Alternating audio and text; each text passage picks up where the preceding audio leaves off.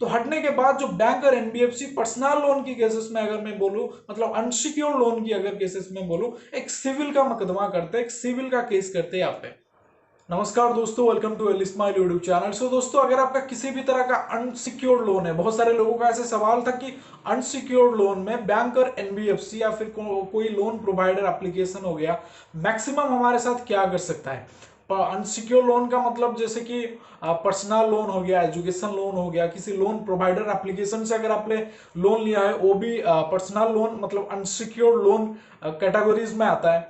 तो मैक्सिमम जो एनबीएफसी है, जो बैंक है, आपके ऊपर क्या एक्शन ले सकता है, वही चीजों के बारे में आज इस वीडियो में बात करेंगे। और बहुत सारे लोगों का ये भी सवाल था, एक डर था कि हमारे पास नोटिसेस आ रहे हैं जिसमें कि 402 धारा के बारे में बताया गया है, सेक्शन 25 के बारे में, सेक्शन 138 के बारे में भी बताया गया है, और अगर आप पेमेंट नहीं करेंगे तो आपको पुलिस पकड़ के ले जाएगी। ऐसे सारी चीजें जो कि बैंक और एनबीएफसी के जो रिकवर एजेंट होते हैं वो आप लोगों को बोलते हैं, आप लोग डर जाते हो।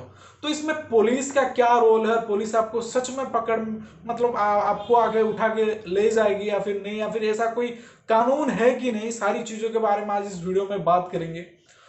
तो दोस्तों, पहले तो अगर मैं बात करूं अनसिक्योर्ड लोन की, तो अनसिक्योर्ड लोन क्या होता है ना, जब आप बैंक और एनबीएफसी कोई भी सिक्योरिटी नहीं रखते अपने पास आपको लोन देने के वक्त, मतलब जो अनसिक्योर्ड, आज the name shows unsecured loan, तो बैंक और एनबीएफसी के पास कोई सिक्योरिटी नहीं रहता। जैसे कि अगर मैं सिक्योर्ड लोन की बात करूं, आपको पूरा मतलब क्लैरिफाई करने के लिए इन सब चीजों को, तो सिक्योर लोन होता है जैसे कि होम लोन। अगर आपका कोई होम लोन होगा या फिर होम लोन किसी ने लिया होगा आपके रिलेटिव को, उनको पता होगा होम लोन में जब क्या होता है ना, वो जो घर आप बनाते, होम लोन मतलब मतलब आप बनाने के लिए लोन लिए हो, तो जो घर आप बनाते वही घर या फिर कुछ जमीन बैंक के पास सिक्योरिटी जमा रहता है। अगर आप उस होम लोन का पेमेंट नहीं कर पाते तो बैंक के पास पूरी अथॉरिटी है कि वो घर को बेच के, चाहे वो आपका, मान लीजिए आपको 1 लाख वसूल करना है, 1 लाख आपने पेमेंट नहीं किया है, तो बैंक के पास पूरे राइट्स है कि वो अपना घर, आपने जो घर बनाया होगा उसको बेच के अपना 1 लाख वसूल कर सके। तो यही होता है सिक्योर्ड लोन। जो अनसिक्योर्ड लोन होता है, बैंक के पास कोई सिक्योरिटी नहीं रहता, बैंक अपने रिस्क पे लोन देता है आप लोगों को कि रिकवर हमें करना है, जैसे भी करके करना है, बट वो कुछ बेच के रिकवर नहीं कर सकता, आप ही से रिकवर कर सकता है, आपके पैसों से रिकवर कर सकता है। आप अगर पेमेंट करेंगे तब जाके बैंक रिकवर कर सकता है अपना पैसा। तो वो होता है अनसिक्योर लोन। बहुत सारे लोगों का ऐसा सवाल था कि पुलिस इसमें कहाँ आता है। तो पुलिस के बारे में अगर बताने से पहले मैं आपको बता दूं, जो अनसिक्योर लोन होता है, आज के टाइम पर माननीय सुप्रीम कोर्ट की तरफ से एनपीए पे रोक है। मतलब ये जो कोविड सिचुएशन हो गया और लाखों लोगों का रोजगार चला गया, इस टाइम पर बहुत सारे लोगों का रोजगार और बिजनेस बिल्कुल शून्य के बराबर हो गया है। इस टाइम पे माननीय सुप्रीम कोर्ट की तरफ से एनपीए मतलब नॉन परफॉर्मिंग एसेट, अगर आप 3 किस्तें लगातार मतलब 93 डेज, मतलब जैसे कि होता है हमारा अगस्त और मतलब जुलाई और अगस्त के महीना दोनों 31 डेज होते हैं, उस तरह से मैं 30 मतलब अगर आपका एनपीए इस डेट के बीच में आ जाता है तो वो होता है 33 डेज, 93 डेज। नॉर्मली जो एनपीए 91 डेज होता है, 90 डेज आप पकड़ लीजिए। तो 90 डेज के लिए अगर आप 3 किस्तें मतलब मान के चलिए 3 किस्तें आप अगर आप लगातार किसी बैंक और एनबीएफसी का पेमेंट नहीं कर पाते तो वो चला जाता है एनपीए, नॉन परफॉर्मिंग एसेट। फिलहाल जो एनपीए है माननीय सुप्रीम कोर्ट की तरफ से नहीं जा सकता, क्योंकि एनपीए पे माननीय सुप्रीम कोर्ट की तरफ से अभी रोक है। तो एनपीए में तो नहीं जा सकता। जैसे ही एनपीए पे रोक माननीय सुप्रीम कोर्ट की तरफ से हटा दिया जाएगा, हालांकि कुछ टाइम तो लगेगा, मतलब ऐसा नहीं कि पूरा अंतिम काल के लिए ऐसा लगा दिया गया है, बिल्कुल हटेगा, क्योंकि बहुत सारे लोग ऐसे भी है जो इस एनपीए का फायदा भी उठा रहे हैं। तो हटने के बाद जो बैंक और एनबीएफसी पर्सनल लोन की केसेस में अगर मैं बोलूं, मतलब अनसिक्योर्ड लोन की अगर केसेस में बोलूं, एक सिविल का मुकदमा करते हैं, एक सिविल का केस करते हैं यहाँ पे। तो जो सिविल का केस होता है वो कुछ मतलब ऐसा नहीं होता कि सिविल केस वहां पर रजिस्टर्ड हो गया और आपको इधर पुलिस उठा के ले जाएगी। केस रजिस्टर्ड होने से पहले कि किसी भी बैंक और एनबीएफसी आपके पास 100 बार आएंगे सेटलमेंट करने के, क्योंकि उनको पता है केस में कुछ नहीं रखा है उनका। 10-15 साल ऐसे 7-8 साल तो मिनिमम केस उनका चलेगा, मतलब बहुत सारी दिक्कतें होंगी उनका भी, मतलब उनका फाइनेंशियली पैसे भी लगेंगे उनमें, तो उनको पता है इससे तो 10-50 हजार या फिर 2 लाख 5 लाख तो रिकवर नहीं हो रहे, फिर इनके ऊपर केस के ऊपर हम क्यों खर्चा करें। तो वो बार बार आपके लिए सेटलमेंट के ऊपर आएंगे। एट द एंड होता है सिविल का मुकदमा। मतलब एंड नहीं होता ऐसे में एग्जैक्टली मैंने नहीं बता सकता। अगर आप किसी बैंक को बहुत जल्दी रिकवर करने की तो केस भी कर सकता है आपके, जो कि सिविल का मुकदमा होता है, उसमें कुछ नहीं होता, उसमें डायरेक्ट आपके घर पुलिस नहीं आती, आपको अरेस्ट करके नहीं ला जा सकता, आपको पकड़ के कोर्ट में नहीं ला जा सकता। ये जो कानून है मैं आपको बता रहा हूं, आपको डराना नहीं है मेरा मकसद, जो कानून है वही चीज मैं आपको बता रहा हूं।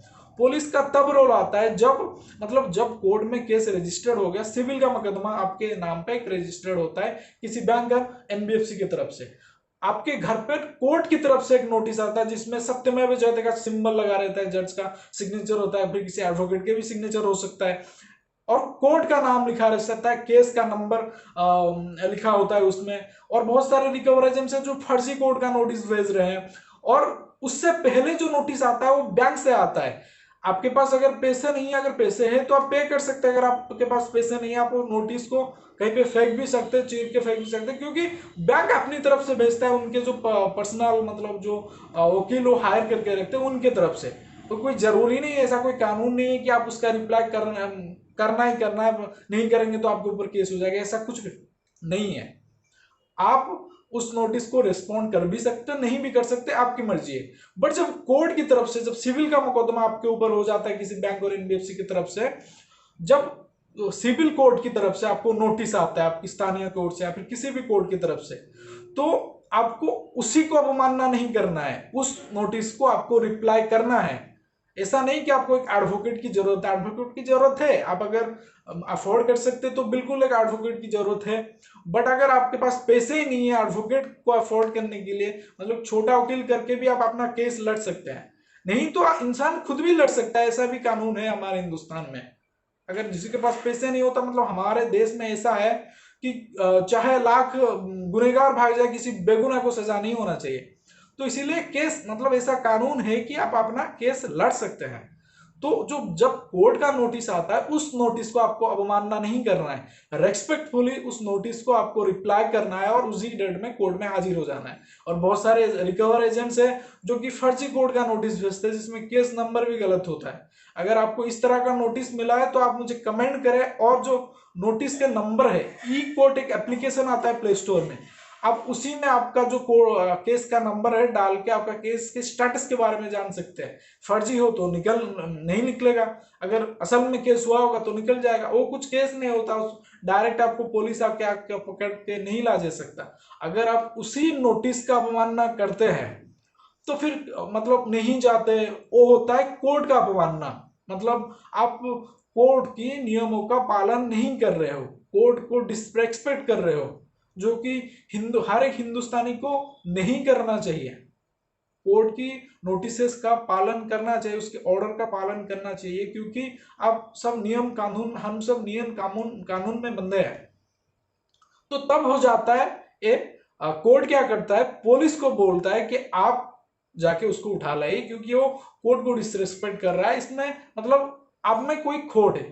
कोर्ट को ऐसा लगता है और कोर्ट डायरेक्ट पुलिस वालों को बोलते हैं कि आप जाइए घर, तब जाता है पुलिस का रोल आता है। उससे पहले जब मतलब आप किसी कोर्ट का अवमानना नहीं करेंगे, अपना केस लड़ेंगे तो कुछ नहीं होता, आप ऐसे केस लड़ते रहेंगे कुछ नहीं होगा। तो जो केस लड़ने के बावजूद मतलब दौरान जो अगर आपका केस आज से स्टार्ट हो गया तो रिकवरी प्रोसेस भी बैंक की तरफ से बंद हो जाता है, कोई भी रिकवर एजेंट आपको तड़पा नहीं सकता उस टाइम पे। पर जब केस चलाओ मतलब उससे पहले बैंक लाखों बार आपके पास आएंगे कि भाई सेटलमेंट कर ले, इतना दे दे भाई, काम खत्म कर। तो यही होता है पूरा जो सिस्टम है, चाहे वो 5,000 का लोन हो या फिर 25,000 का लोन हो या फिर 25 लाख का लोन हो, ऐसा कानून है कि वो कर सकते हैं। पर मैक्सिमम जो जिसको 5,000 10,000 लोन प्रोवाइडर एप्लीकेशन हो गया, 5-10 हजार वो रिकवर करते हैं, उनका मतलब कुछ नहीं होता, मतलब उनको पता है 5-10 हजार तो कोर्ट में खर्चे हो जाएंगे, तो इसीलिए वो लोग बार बार आपको सेटलमेंट करेंगे, सेटलमेंट की बातें करेंगे। और बहुत सारे ऐसे होते हैं जो लोन प्रोवाइडर एप्लीकेशन जो आपको बहुत मतलब भयानक भयानक नोटिसेस भेजते हैं, वो नोटिसेस को आपको चीरना है, फेंक देना है, फिर डिलीट कर देना है आपकी जीमेल से, व्हाट्सएप से, जहां से भी आता है। तो कोई ऐसा कानून है ही नहीं कि आप उसको रिप्लाई करें, मतलब आपको कोई फोर्स नहीं कर सकता उस चीज के लिए। बट जब कोर्ट की तरफ से किसी नोटिस आता है तो कोर्ट में केस नंबर वगैरह सारा कुछ मेंशन रहता है, आप केस का स्टेटस भी देख सकते हैं अपने ई कोर्ट की एक ऐप है प्ले स्टोर में, आप डाउनलोड करके देख सकते हैं आपका क्या केस का स्टेटस क्या है। पर ज्यादातर जो लोन प्रोवाइडर एप्लीकेशन है केस वगैरह करते नहीं है, इनको पता है रिकवर होएगा ही नहीं केस करने से, मतलब उनका भी खर्च है आपका भी खर्च है, कोई मतलब उनको पता है मतलब कुछ नहीं होने वाला इससे।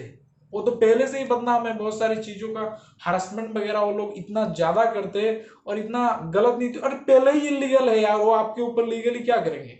मैं ज्यादातर इसमें 99% में बैंकों की बात कर रहा हूँ और बहुत बड़े बड़े एनबीएफसी की बात कर रहा हूँ। ये तो 7-15 दिन के लिए लोन देते, पहले ही इलीगल है। आरबीआई नहीं कहता कि आपके 7 दिन के लिए 15 दिन के लिए लोन दो और हरास करो, और हमारी भी गलती है, हम 7-15 दिन के लिए ले रहे हैं लोन। तो यही होता है, जो पूरा जो सिस्टम है, पूरा जो फैक्ट है, पूरा जो कानून है यही है। बहुत सारे यूट्यूबर बोलते हैं कि 50,000 से अगर आपका नीचे है तो कोई केस नहीं होगा, 1 लाख के अगर आप ऊपर है तब जाके कुछ हो सकता है, आपके घर पुलिस आ सकते हैं। भाई साहब पुलिस कभी नहीं आता, पुलिस का कोई काम ही नहीं है इसमें। पुलिस तभी आता है जब आप कोर्ट की नोटिस का अवमानना करते हो। यही होता है, जो पूरा जो सच है वो यही है। 5,000 में भी पुलिस आ सकता है, 50,000 50 लाख में भी आ सकता है, कोई दिक्कत नहीं है उसमें। कानून को नियम का पालन करना चाहिए और आप उसी नियम को पालन करो, वरना आप इलीगल कर रहे हो। Thank you so much for watching this video, यहाँ तक देखने के लिए। Salute to Indian army, love you all, जय हिंद।